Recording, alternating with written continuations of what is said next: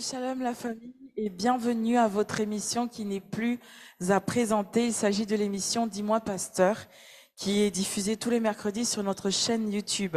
Alors ces moments sont de véritables moments bénéfiques pour tous, des moments d'exhortation, d'édification et surtout, n'hésitez pas à le partager afin qu'un maximum de personnes soient également bénies comme vous l'êtes tous les jours.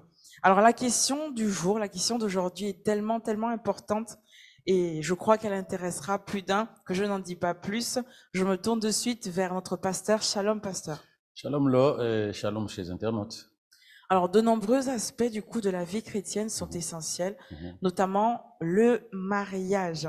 Et les gens veulent savoir quand est-ce qu'on est prêt pour se marier, comment reconnaître comment savoir que c'est le bon moment du coup pour se marier, comment reconnaître le bon conjoint, comment faire pour vivre un mariage réussi.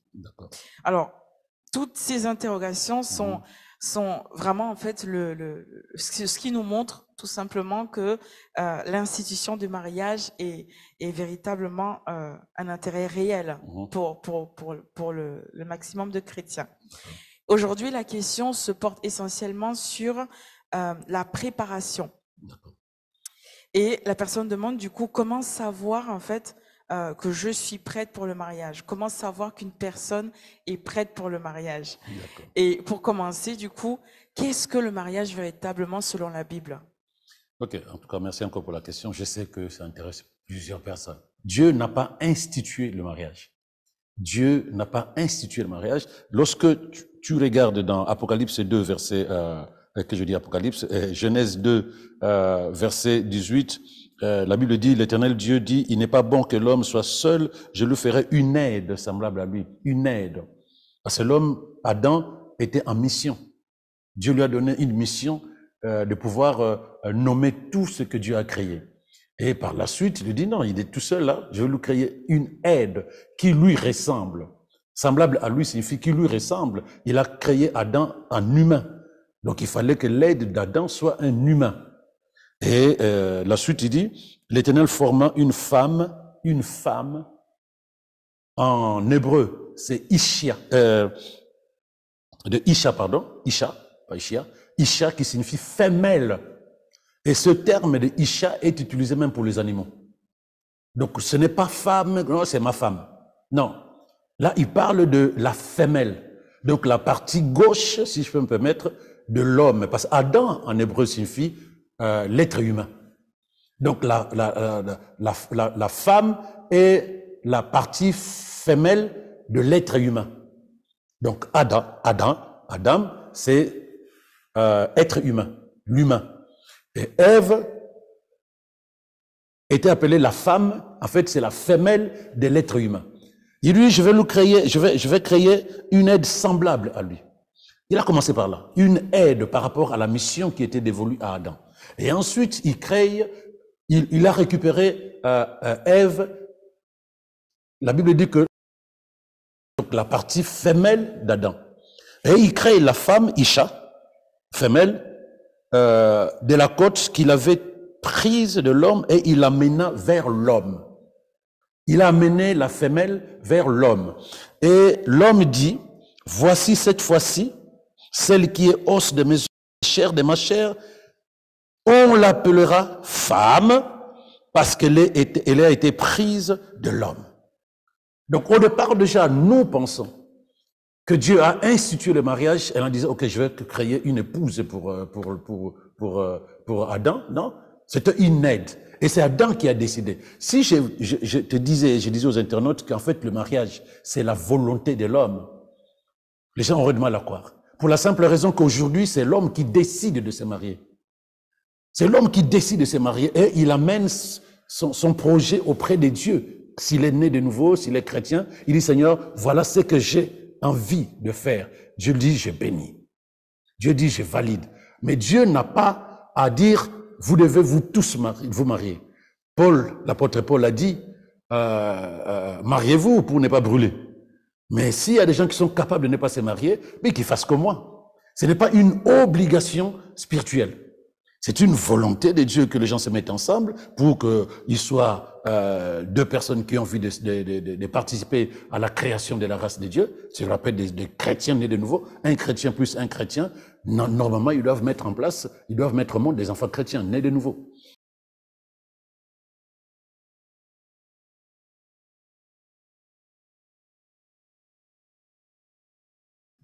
Donc, la chose la plus importante, un mariage selon Dieu. C'est deux personnes qui se sentent attirées l'une envers l'autre, qui décident, qui s'engagent, qui ont le souhait de vivre ensemble afin d'accomplir une mission. La mission de Dieu, celle de soyez féconds, multipliez-vous.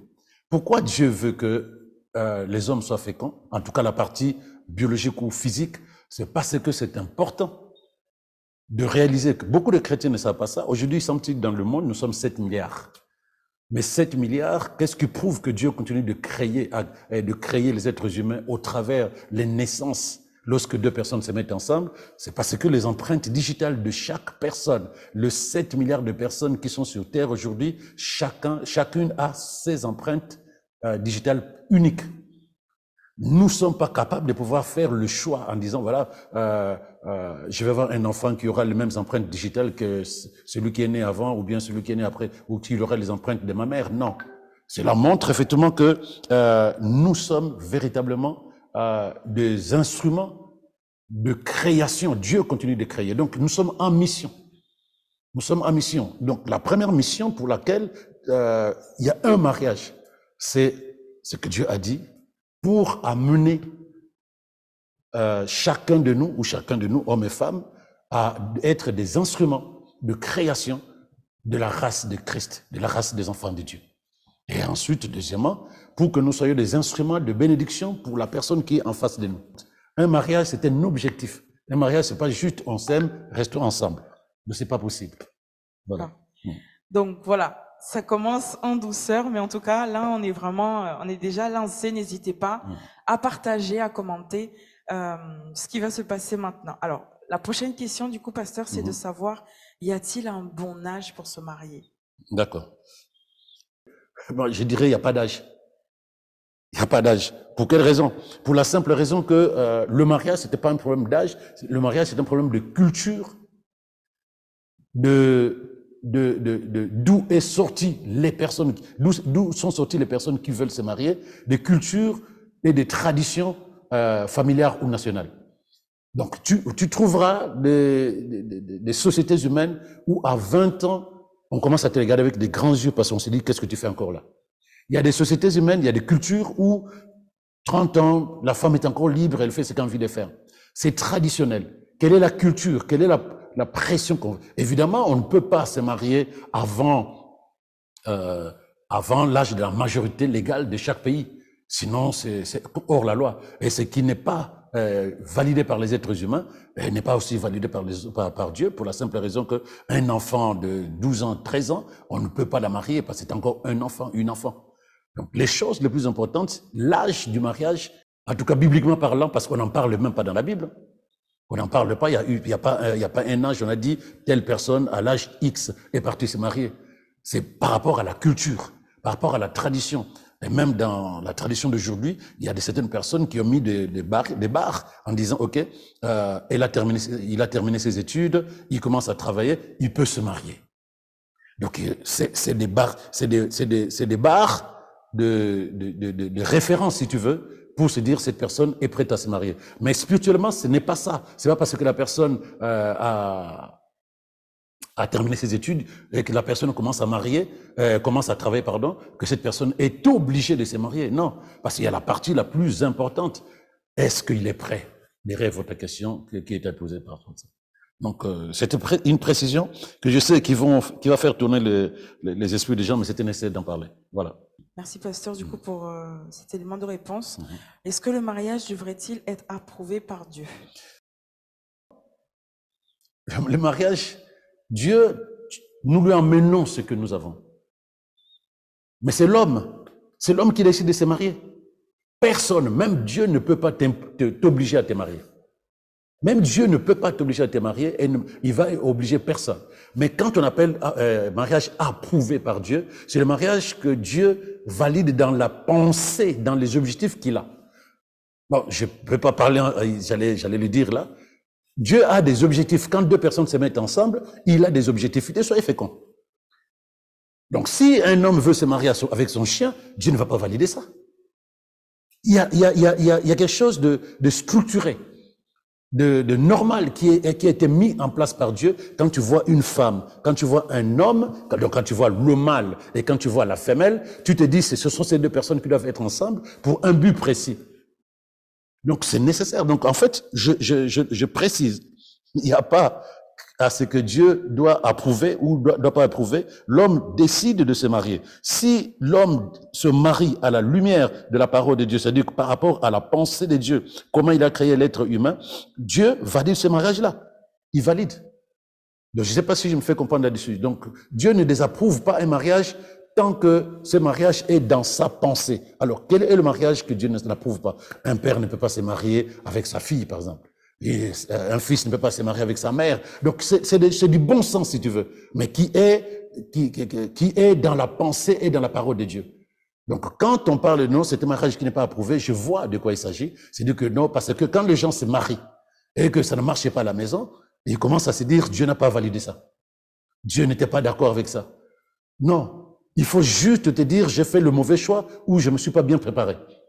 Parce que quand les gens parlent d'approbation divine, ils attendent à ce que depuis le premier jour jusqu'en 2050, ils sont heureux, ils vivent heureux, leurs enfants sont heureux, ils n'ont jamais été malades, ils ne se sont jamais disputés. Ce n'est pas ça qu'on appelle un mariage approuvé par Dieu. Parce que là où il y a deux personnes, il y aura des moments d'incompréhension.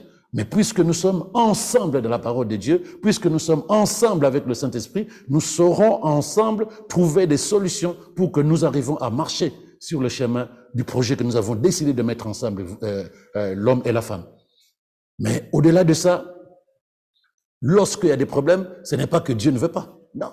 C'est qu'il y a une mauvaise préparation, une mauvaise connaissance du projet mariage, et surtout aussi une mauvaise décision. Avec qui je suis parti, alors que l'esprit m'avait dit fais attention, alors que l'entourage m'avait dit c'est pas elle ou c'est lui. Non, j'ai voulu suivre ce que mes émotions ont décidé. À ce moment-là, ce n'est pas un problème d'approbation ou de désapprobation de Dieu. Voilà. Alors, est-ce que le fait qu'un homme soit chrétien, est-ce que le fait qu'une femme soit chrétien garantit un bon mariage? Un homme chrétien, une femme chrétienne, non. Chaque fois que nous faisons quelque chose, je vais passer mon permis de conduire, je me prépare.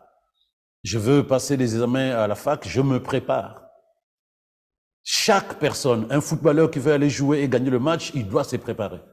Le chrétien, c'est sa vie de tous les jours. Le mariage, c'est une direction que je donne à ma vie. Je ne peux pas penser que être chrétien suffit pour que je vive un bon mariage. Je dois me préparer. Je dois me préparer. Le mot dans ta question, c'est ça. À quel moment je sais que je peux me dire que je suis prêt. Être prêt signifie que je me suis préparé. On n'est pas prêt parce qu'on a 20 ans, 25 ans. On n'est pas prêt parce qu'on commence à travailler. Non. On est prêt parce qu'on s'est préparé pour la chose qu'on appelle le mariage. Mais il y a plein de chrétiens qui vivent leur vie chrétienne sans forcément se dire demain je vais me marier, où je vais aller, avec qui, comment, qu'est-ce qui va se passer? Est-ce que je connais vraiment l'institution qu'on appelle le mariage?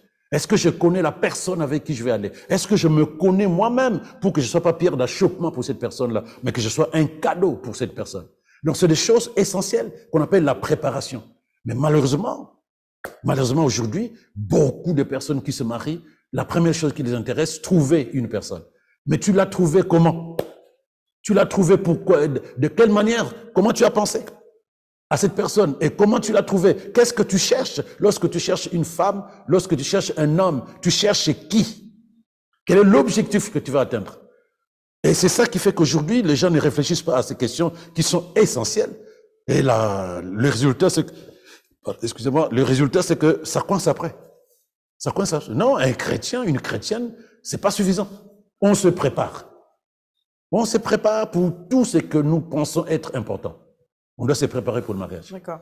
Donc là, du coup, la réponse, c'est on se prépare, mais combien de temps prend ce temps de préparation? Parce que là, il y en a sûrement qui regardent, qui disent oui, pasteur, on a compris, il faut qu'on se prépare. Oui. Mais est-ce que ça reste pas général? Est-ce que vous pouvez nous dire en termes de temps, combien de temps exactement quelqu'un doit prendre pour se préparer au mariage?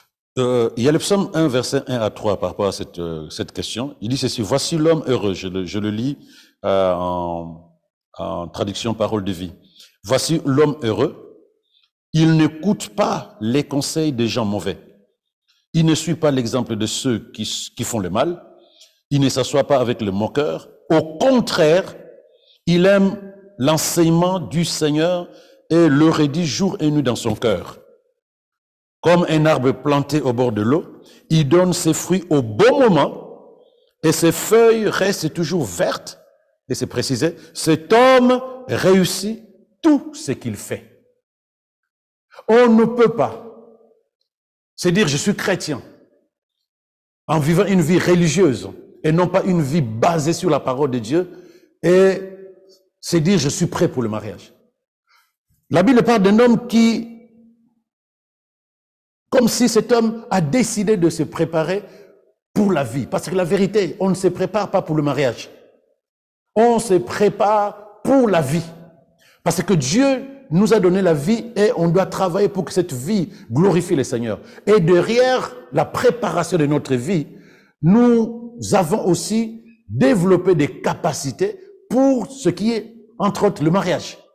Donc si cette femme, si ce monsieur vit dans la parole de Dieu, il est comme un arbre planté au bord d'un courant d'eau, il donne ses fruits au bon moment, et ses feuilles restent vertes, et la Bible dit que cet homme réussit tout ce qu'il fait. Donc, si cet homme réussit tout ce qu'il fait, parce que il a vécu dans la parole de Dieu, il a marché avec la parole de Dieu, il a écouté le Saint-Esprit et non pas le monde. Il ne s'est pas focalisé sur le modernisme des mariages aujourd'hui, mais sur une vie qui glorifie le Seigneur. La Bible dit que tout ce qu'il fait lui réussit. Cela signifie qu'il est prêt pour avoir un bon mariage. Donc, le temps de la préparation, ce n'est pas trois mois de formation dans une église.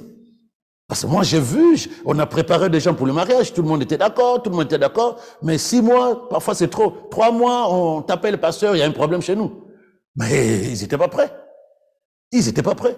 La préparation doit être la préparation de la vie. Le mariage, ce n'est pas quelque chose de déconnecté de la vie. Le mariage fait partie de la vie de tout enfant de Dieu. Mais pour que nous soyons prêts au travail, que nous soyons prêts à l'église, pour le travail, pour le mariage, pour notre responsabilité en tant que parents, ou bien époux ou épouses, nous devons nous préparer depuis la nouvelle naissance jusqu'au jour où nous entrons dans chaque couloir de notre vie de tous les jours. Donc nous entrons dans le secteur professionnel, mais nous sommes déjà prêts parce que la Bible nous a préparés. Être honnête, être diligent, être sérieux, être voilà. Et nous entrons au niveau des études, nous savons, nous sommes prêts. Nous entrons au niveau du mariage, nous sommes prêts. Nous savons ce que Dieu attend de moi, ce qu'il attend que je fasse pour mon prochain, qui est mon époux ou mon épouse. Donc, on ne se prépare pas pour le mariage. Moi, je conseillerais aux gens de se préparer pour la vie, que nous soyons des instruments qui glorifient le Seigneur, que nos vies témoignent Christ à ce moment-là, puisque la Bible dit que tout ce que nous faisons réussit. Même dans Josué 1, verset 8, il a dit, médite la parole, mets en pratique et tu verras que tu vas réussir dans tes entreprises. Quelle entreprise? Le mariage. Donc moi, je peux pas dire à quelqu'un, il te faut 3 mois, 6 mois. Non. Rentre dans la pensée de la parole de Dieu. Vis avec la parole. Sois conduit par le Saint-Esprit. Enlève tout ce qui est conditionnement ou mentalité du monde. Marche selon la parole de Dieu. Là, je peux dire que tu es prêt. Maintenant, il y a une partie, il y a un élément essentiel. Un homme, je ne dirais pas un jeune homme, qui n'a pas encore le travail, et qui se dit, moi, je vais me marier. Parce qu'il doit être responsable de son épouse, il doit être responsable des enfants qui viendront. Donc, c'est pas juste parce que j'ai l'âge, j'ai la barbe, que je dois me marier. Je dirais à la jeune fille aussi, au-delà de ce que je viens de dire par rapport à la préparation de la vie, ben, la jeune fille aussi, il y a des choses essentielles. Aujourd'hui, dans le modernisme du mariage, ben, les tâches de la maison sont équilibrées. Bon, voilà, l'homme sort la poubelle, il peut cuisiner, la femme fait ceci, fait cela, on en parlera peut-être un jour. Mais il y a des choses essentielles que le mariage attend d'une épouse et d'un homme. C'est des choses qu'il faut connaître à la lumière de la parole de Dieu, non pas à la lumière de la culture dans laquelle je vis. Voilà. D'accord, mais tout ce dont vous êtes en train de parler, à un moment donné, du coup, il faut bien en fait l'annoncer, le dire aux jeunes mariés qui n'ont pas connaissance, qui ne savent peut-être pas comment ça fonctionne. Donc Oui. c'est peut-être une sorte de préparation aussi. Oui, oui, mais la vraie préparation, c'est la préparation de ta vie. Tu te prépares dans la vie et que tu es conduite par le Saint-Esprit et tu te nourris de la parole de Dieu, tu as un bon caractère. Et ton esprit est plein de la parole de Dieu qui amène le Saint-Esprit à produire le fruit de l'esprit. La patience, la paix, la joie, l'amour, la maîtrise de soi. C'est des choses essentielles. L'humilité, c'est des choses essentielles dans le foyer. Mais si on n'a pas ça à l'intérieur de soi et on attend juste le conseil humain qu'on peut donner à deux personnes qui veulent se marier, c'est pas suffisant. Parce que lorsque le pasteur ou la personne qui vous a enseigné pendant 2 jours, 3 jours, et pendant 2 mois, 3 mois, et vous marie, il s'en va, à la maison, tu auras besoin de patience. À la maison, tu auras besoin de te contrôler. À la maison, tu auras besoin d'humilité.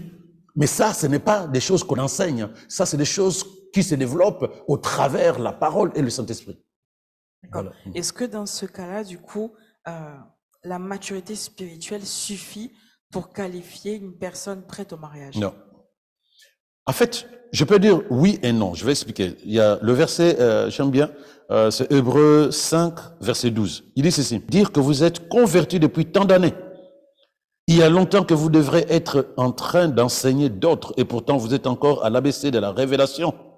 Vous avez vous-même besoin que quelqu'un vous réapprenne les premiers rudiments des paroles de Dieu. Vous ne supportez que le lait, non la nourriture solide. Je prends cette partie. Lorsqu'on vit avec une personne, parce qu'on est marié, tout ne sera pas rose. Il faut que je le dise aux gens. Il n'y a pas un mariage qui est à 100% superbe. Il n'y en a pas. Les 2 personnes travaillent pour que leur mariage soit stable. Donc chacun travaille à la lumière de la parole de Dieu, au conseil du Saint-Esprit, à ce qu'il ne soit pas la pierre d'achoppement, la personne par qui le scandale va arriver. Chacun travaille. Il n'y a pas un mariage, on ne peut pas trouver un homme déjà tout fait qui sera le meilleur. On ne trouvera pas une femme toute faite qui sera la meilleure. Donc lorsque les Hébreux disent, la lettre des Hébreux dit, vous ne supportez que le lait et non la nourriture solide, c'est que c'est des personnes qui n'ont pas exercé, qui n'ont pas travaillé leur vie de tous les jours pour se dire, cette situation que je vois chez mon conjoint ou ma conjointe, ça ne doit pas m'ébranler. Parce que j'ai exercé. Il dit au verset 14, les adultes, parce que maturité signifie adulte.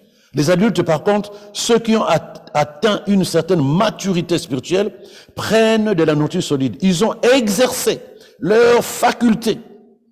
Ils ont acquis par l'expérience un sens moral affiné. Tu ne peux pas te dire je suis mature s'il n'y a pas eu sur le chemin de la vie des exercices qui t'ont permis de pouvoir adopter une maturité, c'est-à-dire un comportement, une attitude d'une personne qui sait bypasser les petits problèmes de tous les jours chez quelqu'un.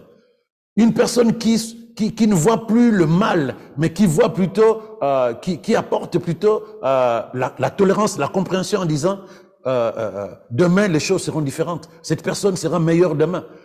La maturité spirituelle peut aider parce que la maturité spirituelle amène une personne à vivre la parole de Dieu.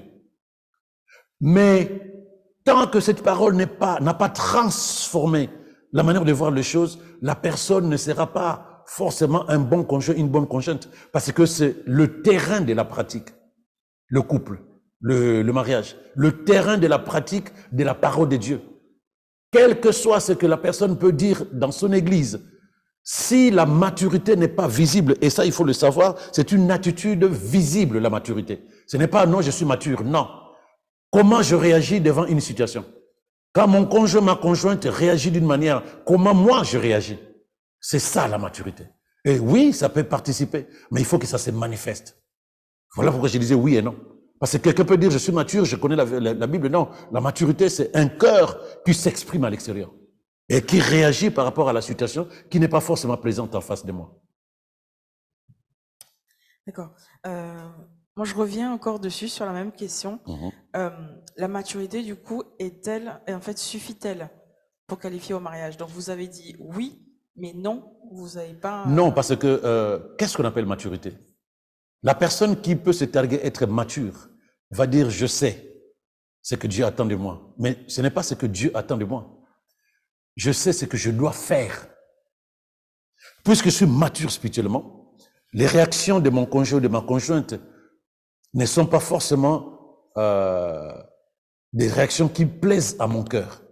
Est-ce que je réagis par rapport à mon âme ou par rapport à l'esprit, ce que Dieu me demande de faire?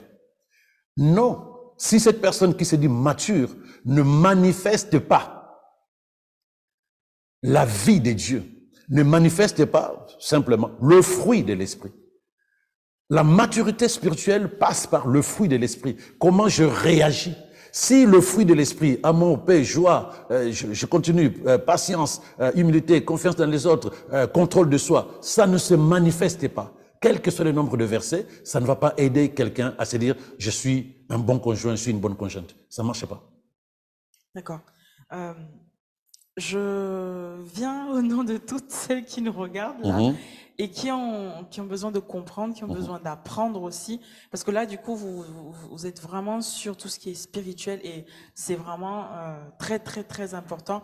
C'est vraiment très, très, très important et je pense que c'est la base même de toute chose, comme vous l'avez dit tout à l'heure par rapport au psaume chapitre 1. Mais je veux revenir en fait par rapport à cette question parce que du coup, en fait, elle a vraiment deux volets. Oui. Vous avez dit non, donc si du coup il n'y a pas manifestation du fruit de l'esprit, mais qu'est-ce qui peut du coup avoir en fait pour justement qualifier une personne? Je veux dire, oui, il y a la maturité spirituelle, mais est-ce qu'il y a est-ce qu'il y a quelque chose en fait à faire, à apprendre, à savoir? Parce que je sais pas, c'est comme par exemple les femmes enceintes qui disent mais nous on nous avait pas dit que ça se passerait comme ça. Donc est-ce qu'il y a des choses en fait à savoir pour la jeune femme qui nous regarde aujourd'hui, qui ne sait pas et qui est justement en train de se préparer? Est-ce qu'il y a une sorte de préparation en fait pour une femme ou sinon pour un homme à savoir avant de rentrer dans le mariage, pratico-pratique? J'étais en train de répondre à la question comment savoir si je suis prêt. Être prêt, c'est se lever le matin en disant je sais qu'est-ce qu'on appelle le mariage. Je vais rencontrer une personne que je ne connais pas. J'ai beau vivre avec cette personne pendant 6 ans de fréquentation, entre guillemets, mais je ne la connais pas. Donc, il me faut forcément que je sois sous le ministère du Saint-Esprit qui va me révéler, m'inspirer surtout. Parce que je ne vais pas m'asseoir, Seigneur, dis-moi si mon mari ou ma femme a dit, a fait. Non. Il va m'inspirer concernant l'attitude que je dois adopter. Je dis, est-ce que je suis prêt? Lorsque l'Esprit t'accompagne, lorsque tu te nourris du Saint-Esprit, là tu es prête. Lorsque le fruit de l'Esprit commence à se manifester, tu es prête parce que tu en auras besoin au foyer. Tu en auras besoin. Maintenant, ce qu'il faut savoir, pratico-pratique, si je suis prête à me marier, d'abord c'est ça. Parce qu'en face de toi, tu n'auras pas quelqu'un qui va tout le temps te faire des poèmes. Il y a des gens qui peuvent le faire. Mais ce n'est pas ça qui fera que tu sois la plus heureuse. La Bible dit que celui qui est heureux, c'est celui qui marche à la lumière de la parole de Dieu. Celui qui est heureux et qui réussit tout ce qu'il fait, même son mariage, c'est celui qui se laisse guider par la parole de Dieu. Ce n'est pas l'homme, ce n'est pas la femme que j'ai rencontrée parce que il dit qu'elle m'aime, qu'il m'aime, ou elle dit qu'elle m'aime, pardon. C'est ça qui va régler notre problème d'épanouissement du mariage. Pratico-pratique pour le chrétien que tu es et même pour les internautes qui nous suivent. La chose qui fait le bonheur dans un couple, ce n'est pas la beauté ou la qualité des paroles que l'homme va te dire. Tu vas nourrir ton âme. Un beau matin, ce ne sera pas suffisant. Parce que tu réalisais que l'homme en question ou la femme en question sera limité dans ce qu'il va te proposer. Sera limité dans ce qu'il va te proposer. Parce que toi, tu vas t'attendre à ce que ton bonheur soit entre ses mains, et lui aussi va s'attendre à ce que son bonheur soit entre tes mains. C'est ce que la Bible préconise, que nous soyons des sources de bénédiction l'un pour l'autre.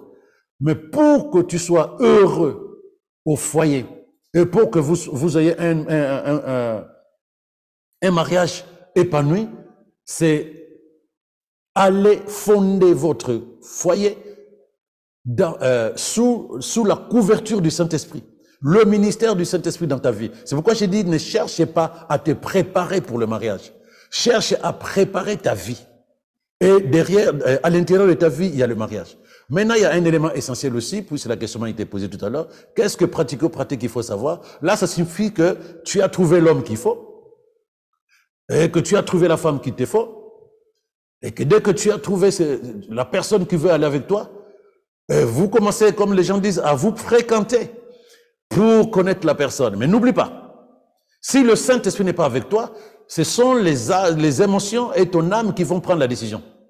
Mais quand tu prends une décision émotionnelle, au travers les critères humains qu'on utilise aujourd'hui pour choisir son homme ou sa femme, en disant elle est belle, en disant il est riche, tout ce que l'on veut, un jour ou l'autre, toute décision émotionnelle ou toute décision humaine déçoit inéluctablement.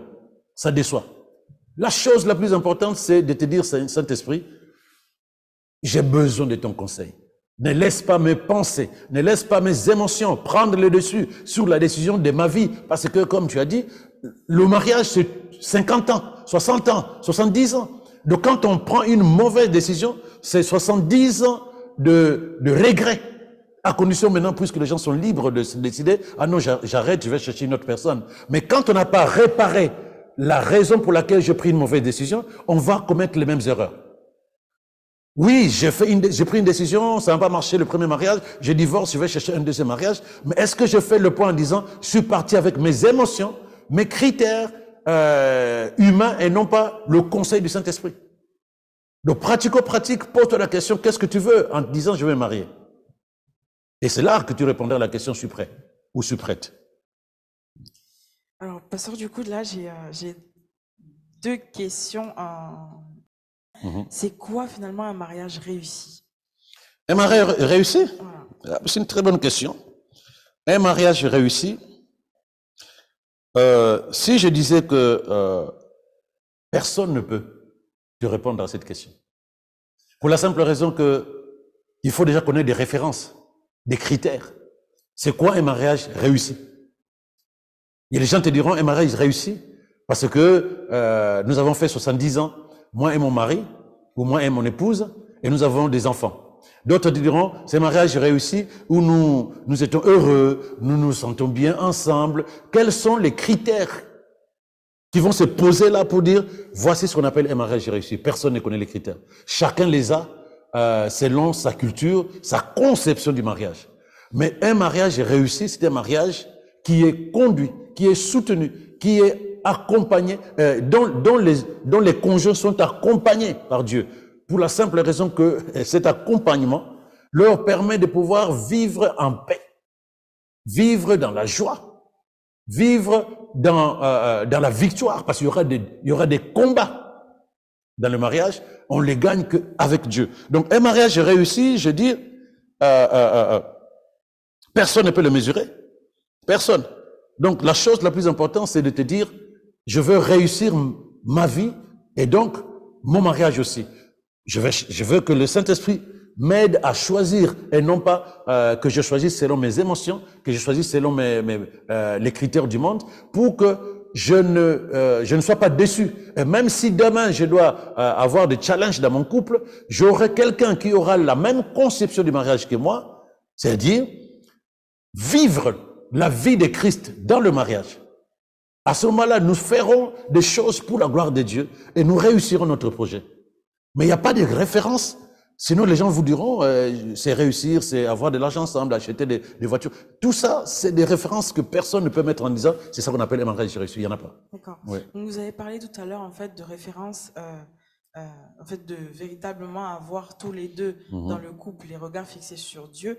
Mais pourquoi, malgré le nombre de livres, les enseignements, les séminaires sur le mariage et toutes ces choses, on constate aujourd'hui qu'il y a encore des divorces chez les chrétiens?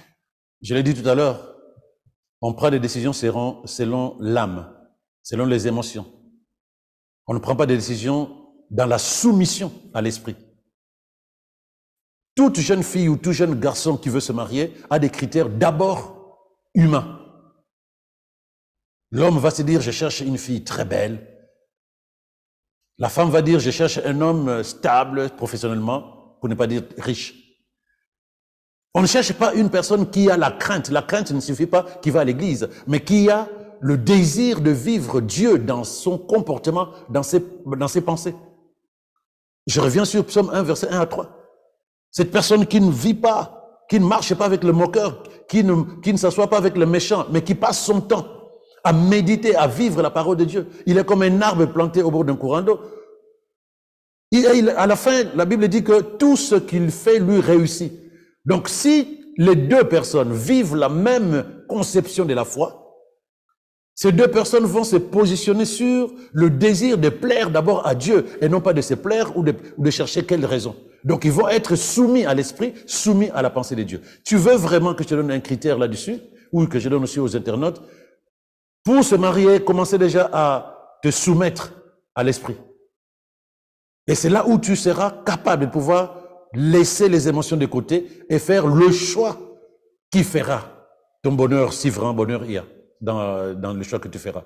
Quand tu es soumis à Dieu, tu es capable de ne pas écouter tes émotions. Quand tu es soumis à Dieu, tu es capable de ne pas laisser ta culture, ta tradition, ta culture et tes traditions prendre le dessus. Mais quand on veut quelque chose qui est intéressante pour moi, la manière de voir les choses, j'ai vu ça à la télé, j'ai vu ceci. Quand on veut fonctionner comme le monde veut que nous fonctionnons, nous vivrons des mariages du monde. Et qui ont comme finalité souvent le divorce.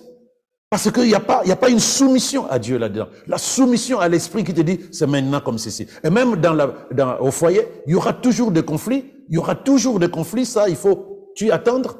Mais la chose la plus importante, le fruit de l'esprit. Tu as parlé de maturité. Le fruit de l'esprit te permet de te dire, OK, là, Dieu me demande de me contrôler. Maîtrise de soi. Dieu me demande de pardonner. Dieu me demande d'aimer et non pas de m'aimer. Dieu me demande de patienter parce que mon conjoint ou ma conjointe a du mal à laisser cette chose-là. Ça, c'est la soumission à l'esprit. Tant qu'on n'est pas là-dedans, on ne peut pas. On peut pas. D'accord. Quels sont les éléments du coup, parce que là on arrive à la fin. Il y a tellement de choses à dire là-dessus. Quels sont les éléments qui montrent qu'une personne est prête au mariage? Je changerais plutôt... dans tout ce que j'ai dit, je pense que les internautes peuvent récupérer quelques éléments de réponse. Cette personne aime Dieu, est soumise à la parole et à l'esprit de Dieu. Cette personne a grandi. Ce qu'on appelle la maturité spirituelle pour que le fruit de l'esprit se manifeste dans son comportement, dans son attitude. Ça, c'est la partie spirituelle. Et cette personne, si c'est un homme, est stable. Parce qu'il y a un verset qui le dit, il faut que je le trouve très rapidement. Donnez-moi quelques secondes. Voilà.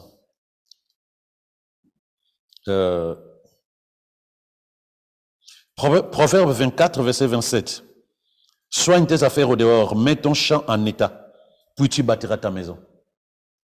Donc, la personne qui n'a pas encore de stabilité sociale ou professionnelle, je parle de l'homme, parce que l'homme, dans toutes les cultures à peu près, c'est lui qui va chercher la femme.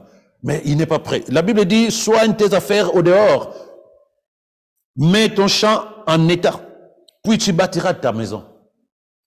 Donc si il y a un frère qui m'entend là, ne t'empresse pas. Il y a des milliers de femmes. Donc si tu as vu une sœur, laisse-la partir si tu n'es pas prêt. Parce que tu ne peux pas engager la fille d'autrui dans ton projet alors que toi-même tu n'es pas prêt. Quand je parle de prêt, c'est d'abord être prêt spirituellement, être prêt socialement. C'est-à-dire que comme dit la Bible, mets ton champ en état. Parce que si tu mets ton champ en état, ça va permettre à ta femme et à ton épouse, et à tes enfants d'être nourris et non pas de galérer. Ça, c'est un élément essentiel. D'abord, c'est un respect même vis-à-vis de la famille, de ta belle famille, de ta future belle famille, un respect. Tu peux pas prendre leur enfant, tu amènes chez toi, et puis, bah, y a pas à manger. Et Jean 21, verset 7. Jean 21, verset 7. Alors le disciple que Jésus aimait dit à Pierre, c'est le Seigneur. Et Simon-Pierre, dès qu'il eut entendu que c'était le Seigneur, mit son vêtement et sa ceinture, car il était nu, et se jeta dans la mer. À chaque fois que tu veux poser une action, à chaque fois que tu veux entrer dans le vif du sujet par rapport à tout ce que tu vas accomplir dans ta vie, tu te prépares. Tu es chrétien, tu es chrétienne. Sache que Dieu n'est pas d'accord avec les personnes qui font les choses avec négligence. Tu ne peux pas te dire Dieu pourvoira. Prépare-toi. Je voulais dire une chose, ne te marie pas pour le sexe. Parce qu'il y a des gens qui ont connu des hommes avant le mariage. Et ils sont unis derrière les actions sexuelles. Ne te marie pas pour ça. C'est une erreur. Ne te marie pas parce que tu es majeur. C'est une erreur. Ne te marie pas parce que tu te sens vieille ou vieux. C'est une erreur aussi. Ne te marie pas parce que tu te sens seul.